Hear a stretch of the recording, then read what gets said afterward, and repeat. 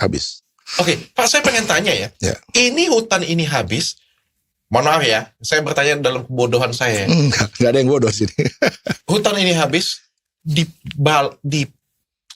dihabisi oleh penduduk setempat atau dihabisin oleh perusahaan. Ya. Karena setahu saya, kalau perusahaan yang menghabisi, kan saya pernah kerja di perusahaan sebelumnya ya.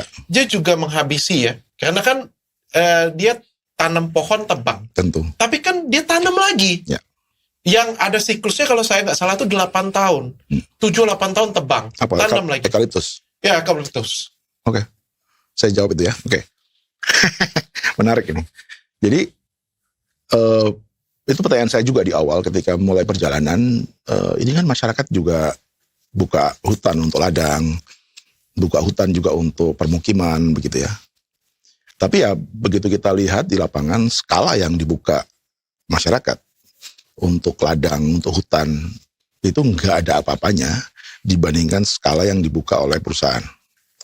Kita mengalami 5 gelombang deforestasi di Indonesia setelah merdeka nih ya. Kita belum nggak usah ngomongin company lah ya.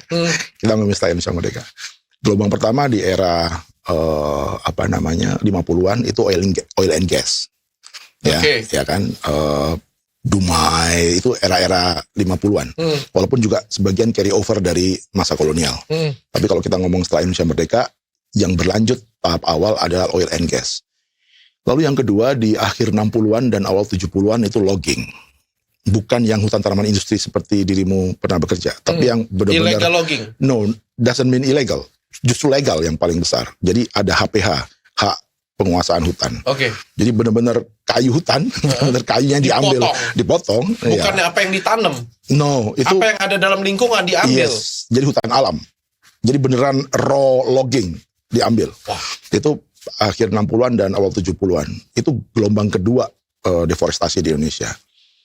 Gelombang ketiga masuk era 80-an adalah batubara. Batubara itu bantu Kalimantan ya. Kalau yang tadi yang 1 dan 2 memukul Sumatera terutama, ya Kalimantan juga. Lalu yang era 80-an itu terutama memukul Kalimantan dengan batubara. Itu ya skalanya ya dirimu mungkin tahu kan bagaimana open pit batubara gitu ya.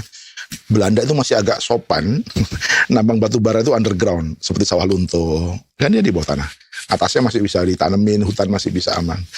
Tapi di era Indonesia merdeka open pit semua penambangannya.